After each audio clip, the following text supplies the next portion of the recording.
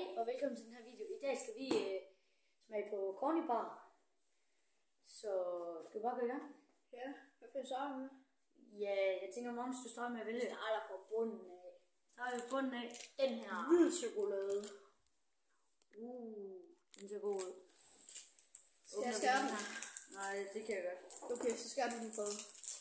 Den er lidt knækket her. Det er bare en del. Sådan der. Tager jeg? Ja, jeg tager bare en lille stykke. Nej, det kan jeg godt. Bare tage det store. Sådan en her. Så. Ja. Det var jeg god til. Duften 10 ud af 10. Okay, skal vi gå i gang? Ja.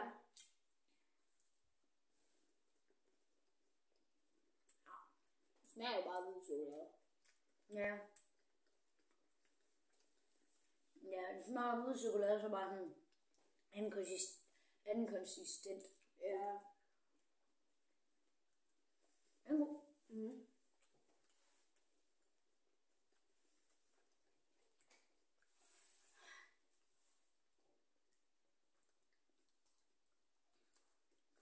Og vi skal også lige huske at sige, at vi har Lige Fanta med. Biljuice. Vilfred, han har købt den her nye Fanta, som vi også lige skal Med på. teste, men det tror jeg, vi tager til sidst.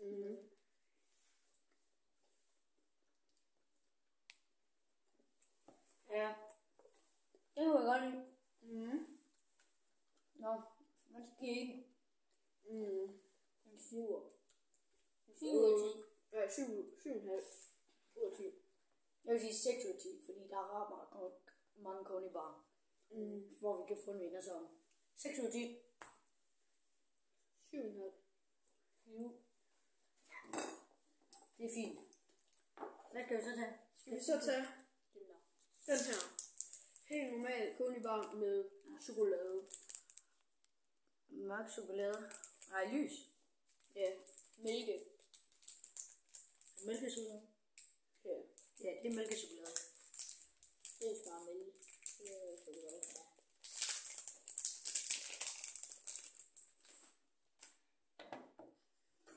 Skal du så op i 3? Ja, det er fint. Hvad der? Ja.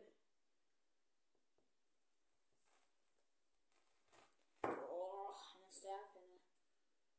Jeg tror lidt den her. Ja, sådan der. Fuck med den i frugtstykket. Han er midt med stor. Jeg tager bare den her. Okay, så tager den der. Ja. Hvorfor er det altid mig, der skal den største? Vi kan da godt bytte. Nej.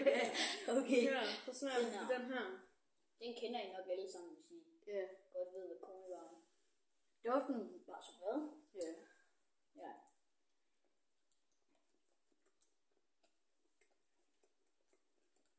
Ja.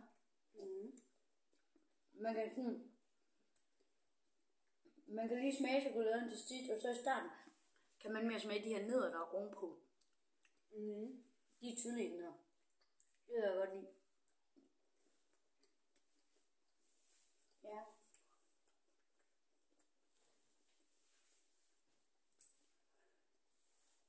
Så. Og vi har også husket den nye med i dag. Den her. Det var meget vigtigt.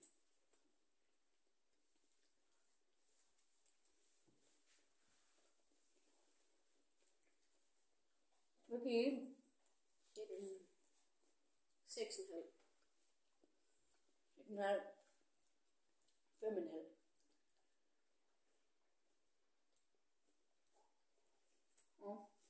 Den er meget standard. Hvad tager du? Hvad føler du den lige for?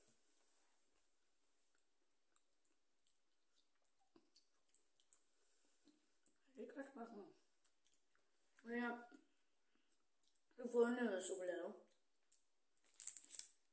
Skal vi spise noget banan? Der var chokolade i, men Det er en af mine yndlings. ja, Den er den virkelig spiser god. du meget.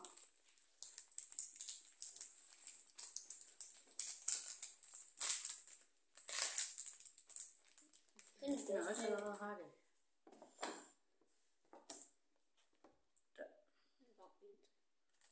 Hun skal få en stor stykke. Du elsker dem her. Okay. Jeg skal først. Hvad vil du? Hvad er det? Bon appetit.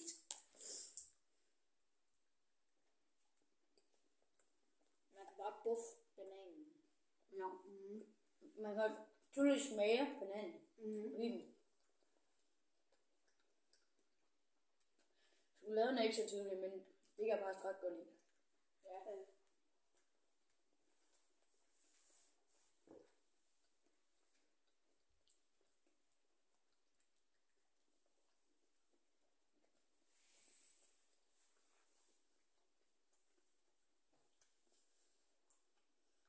Du kan godt lide det, Mau. Ja.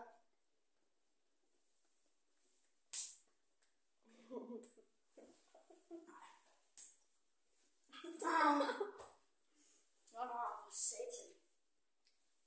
Det må jeg nervøst ikke finde ud af. Ej. Tæt på. Ej. Stop.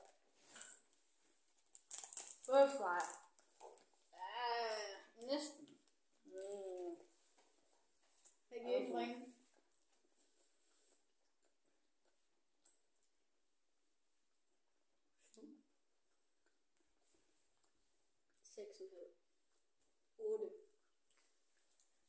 Det er den bedste indtil videre. Så Vælger du en mig? ja. Kokos. Jeg hader kokos. Jeg kan ikke fordrage kokos. Ja, jeg hader virkelig også kokos. Men nu er det jo myslibar, så det kan være, det er Jeg lidt synes, afsat. den er fin nok. Jeg har smagt den før.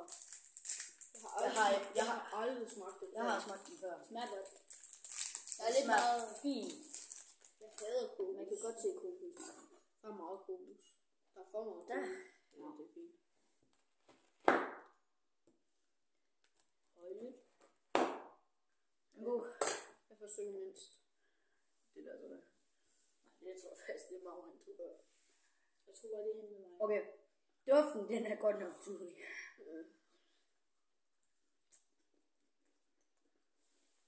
Man kan virkelig meget smage kokos. Det er godt. Så læg den det. Ja, der er meget kokos. Det er for godt.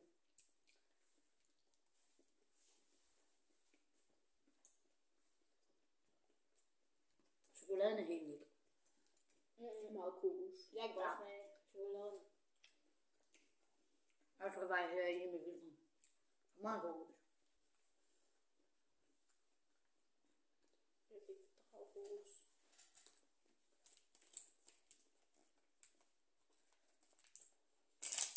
I kan lige skrive med i kommentaren, hvad I helst vil have en kronbar med.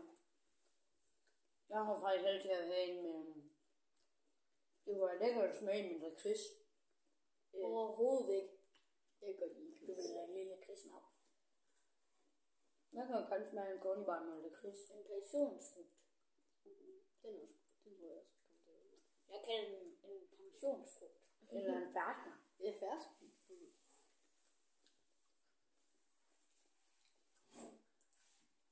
Ja.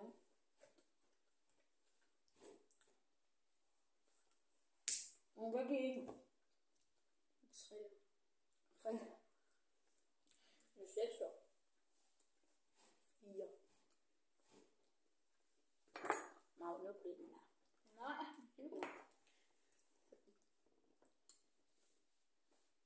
Farvel. Hvad fører du til med?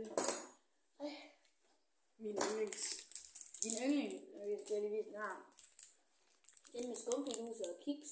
Det er min yndling. Ja. Og den har jeg smagt før, og den kunne jeg rigtig godt lide. Den ser lidt mærkelig ud. Den er bare god. Den ser virkelig mærkelig ud. Og den dufter godt. Ja, Måske den ser helt lidt rød. anderledes ud. Brownie. Ja. Det kunne også godt, hvis vi lavede det med brownies med. Jeg har lavet det med brownie. Har det? Tror jeg.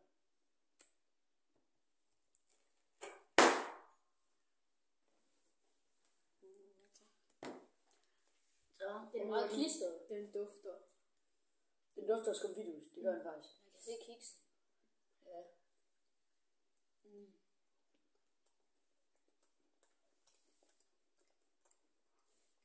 Ej, den er klistret. Ja. Jeg synes ikke rigtigt, man kan smage skumfidusen. Jo. Kan jo. Det kan jeg også godt. Nej, klistret, ja. Ja. Men den er stadig god. Ja, meget. Jeg tror faktisk, det giver den 7,5. 8,5. Helt. 6,5.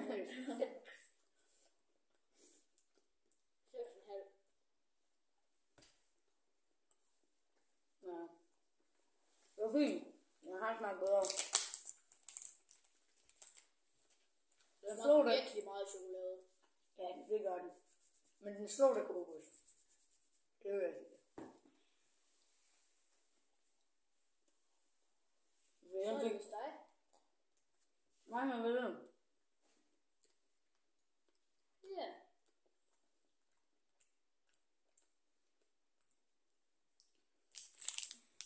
Den er Peanuts. Peanuts. Og jeg elsker peanuts. Det er min anden. Den smager af... Jeg har faktisk ikke smagt den her før. Jeg synes, det smager af Snickers. Jeg elsker. Jeg elsker Snickers. Jeg elsker den her. Jeg har også set Peanuts. Ja, de er ret tydelige.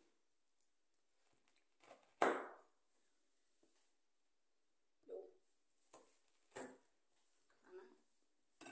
Det er fedt. Det var meget godt skåret ud. Ja. Åh, den dufter godt. Det er så peanuts. Ja.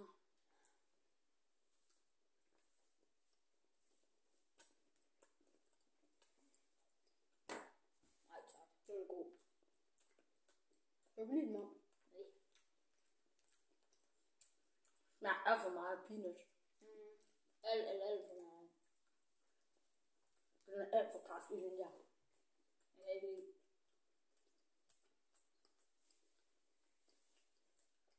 Ja, okay.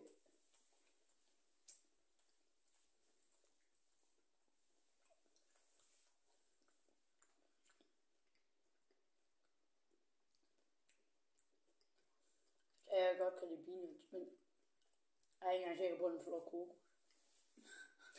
Ja, ja. Den er ikke særlig god.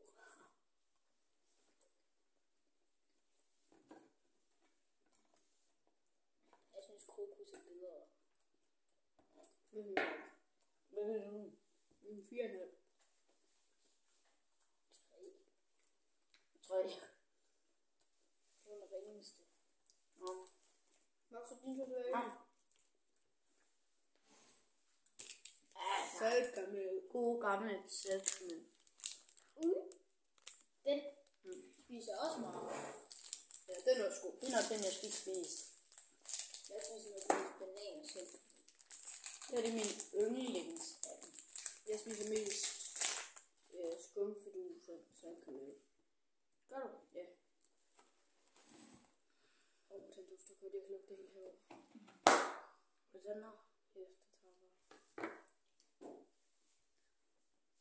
Den dufter. Den er helt klistret, kan man se. Prøv at se. Ja.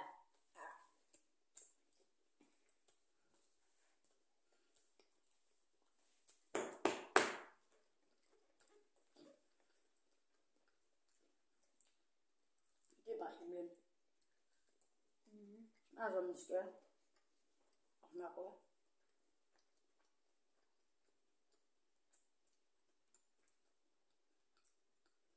Ni en halv. 8,5. Så meget. 2,5. Det er den bedste.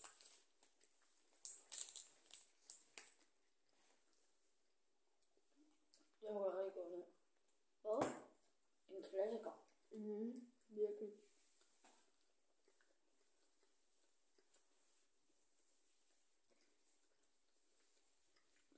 Nu kan I jo stemme, hvad for en I tror, der smager bedst. Efter det, vi har sagt. Det er det meget. Hvad synes I er den bedste? Jeg skriver det i kommentaren. Ja. Og så lige hoppe ned og subscribe og like. Så bliver jeg glad. Og mig.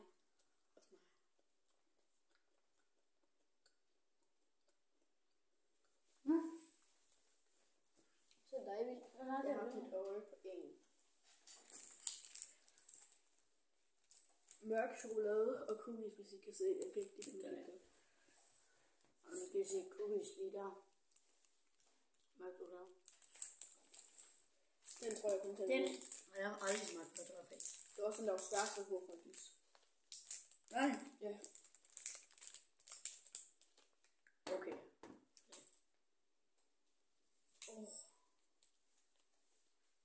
Den lugter Chokolade. Ja.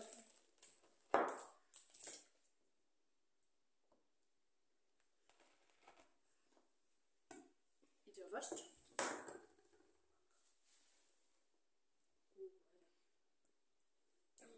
Værsgo.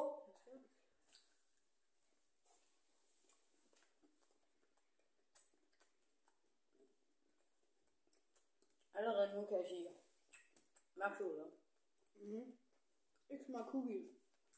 Det smager ikke meget cookie, men cookie er jo også bare mørk chokolade og dej. Ja. Jeg kan godt fornemme cookie. Hvis der ikke kan være cookie på pakken, så tror jeg ikke, man har fornemmet den. Tror jeg heller ikke. For der er også bare chokolade. Det smager kun af chokolade. Ja.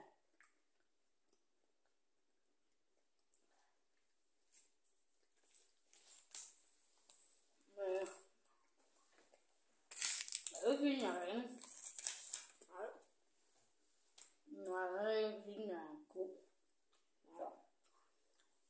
Sådan her.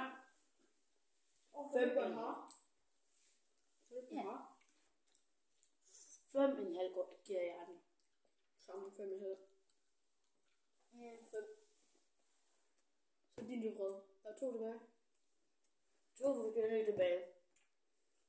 Og jeg tager selvfølgelig den helt nye.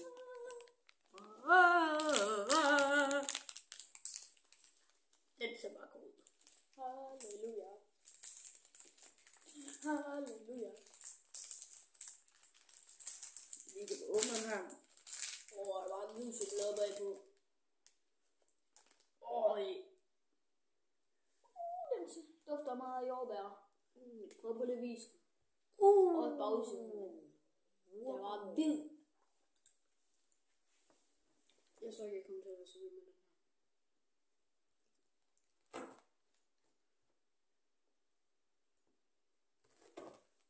Hvad er den? Ja, du tager den. Tager den her.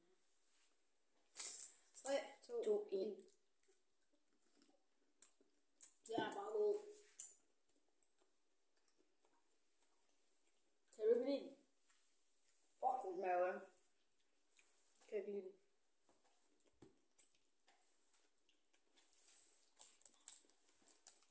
Den vil jeg ikke købe igen. Det er jeg. Og mig og Magnus, jeg anbefaler den begge meget. Han anbefaler den ikke så meget. Lidt for meget jordbær for mig. Er det for god jordbær? Jeg elsker den.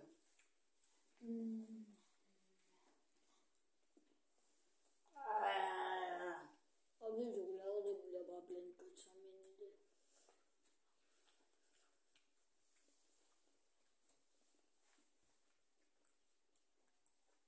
Sidste bid.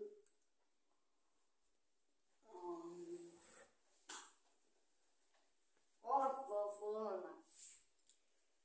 9,5. 3,5.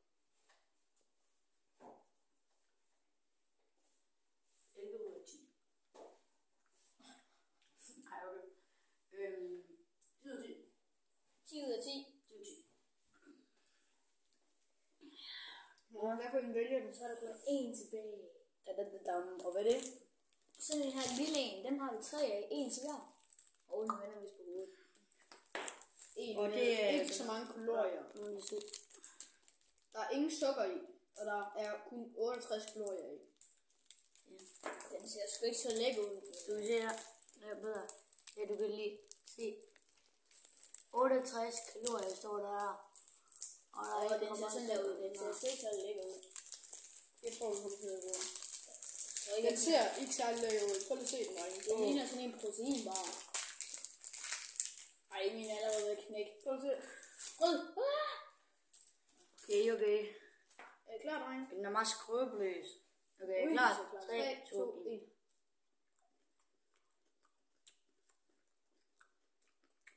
Hvor vildt. Den smager af ingenting. Ja, det gør den faktisk. Den smager ikke af noget. Den her vil jeg ikke anbefale. Den smager til mig. Den kan jeg ikke lide. Den smager slet ikke af noget. Det er bare træls at tygge noget, som man ikke kan smage. Ja, det var faktisk... Det stresser mig egentlig meget. Noget ud af 10. Skal vi lige... 1 ud af 10. Altså, Skal vi lige wait myslibarne, og så kan vi smage på den her. Ja, okay. Så gør vi sådan her. Myslibarne frem. Det er så dem, vi har smagt i dag. Okay. Den bedste, det var nok den her. Det var den, der fik højt. Første plads. Nej, var det ikke jordbær? Nej, Nej, fordi den der er sygt ikke lav. højt. Okay. Første plads. Ja. Så er det den her eller jordbær. Nej, den her eller den her. Så er det jordbær, tror jeg. Var det? Jo, jordbær. Jordbær. Og hvad var det så? Var det så den her? Ja. Og så banan på 3. plads. Banan på en tredje plads. Og hvad var det så? Var det den her? Ja, det var det. Og så skumfidus på en 4. plads. Ligesom det her. Kiks og skumfidus. Kiks og skumfidus. 4. Og plads. så, hvad var det så? Var det ikke den her? Så er det hvid chokolade. Den var også ret god. På en 5. plads. Var det ikke den her? Jo. Eller mørk chokolade. På en 6. Var det ikke den her 6? 6. plads. Cookie dough. Hvad var det så for en? Og så den her? Ja. Den 7. plads. Kokosnød. 7. plads. Og så var det den Og så her?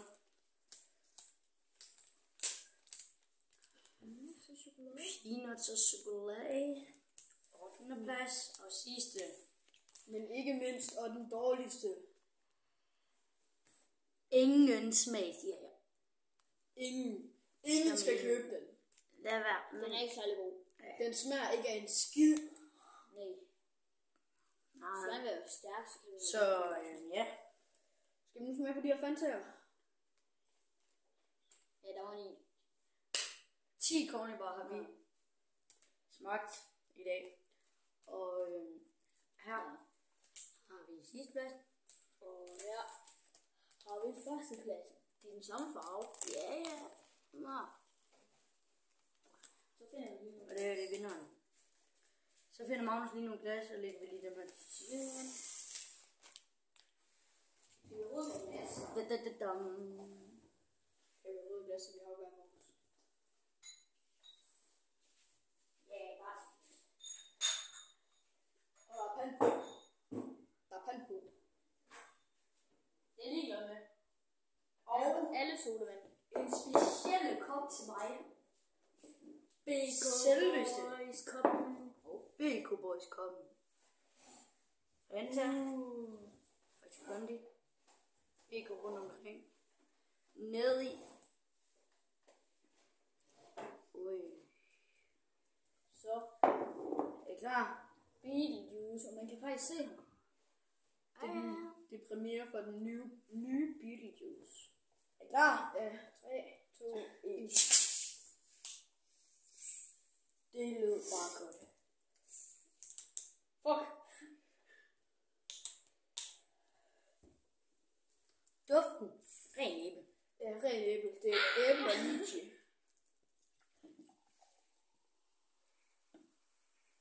Den ser fucking Fuck, god min ud. bruger så meget over. Jeg kan jo fandme ikke engang åbne. Det ser vildt frisk her. Igennem glasset. Den er grøn faktisk. Magnus. Den lugter godt. Lugter den? Ja, dufter godt. Ja, den dufter. Æble. Okay, bon appetit, BK. Fuck, den er god. Må man smage ikke lidt af champagne? Jo. Det er æblechampagne. Ja, æblechampagne. Den er god. Men hvis vi nu skulle sætte den ind i cornybaren, jeg tror, den vil få en tredje jul faktisk. Ja. Ja.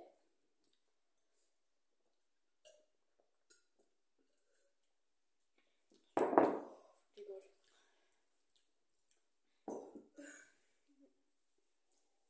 Jeg ved ikke lige, hvad det der lutsibær er, men Det er sådan lidt frugt. altså, jeg tror ikke, man kan smage den. Og der er også en QR-kode, man kan scanne. Jamen lad os scanne den. Jeg tror sgu ikke, det er nogen QR-kode. Der står bare et tal i menuen. Nej, der står, scan mig, hvis du tør. Scanner vildt fra lige her. Min fucking telefon virker. Ja. Coca-Cola. Hvad fanden? Ja, Fanta. Jeg skal lige vise billedet her. Ja. Kan I se dem? Kan I lige se det her? Kommer de i fremtiden, eller hvad? Det er dem, vi lige har smagt. Og den røde så god ud. Og den orange er der. Man kan godt købe dem alle sammen. Kan man? Mhm. Fanta. I butikkerne.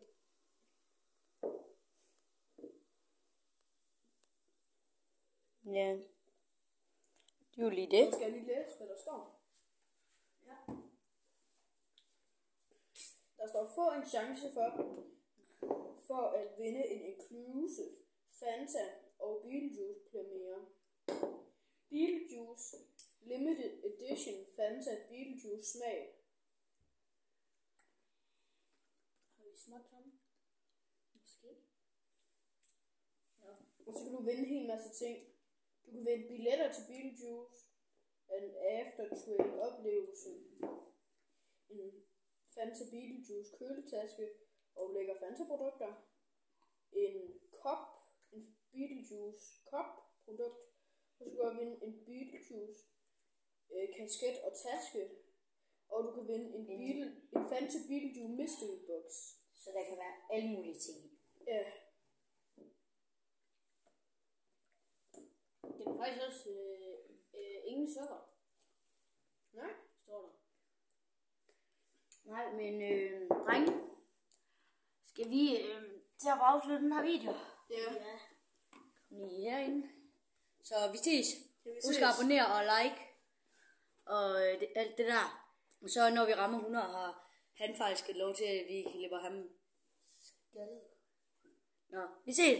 Hej.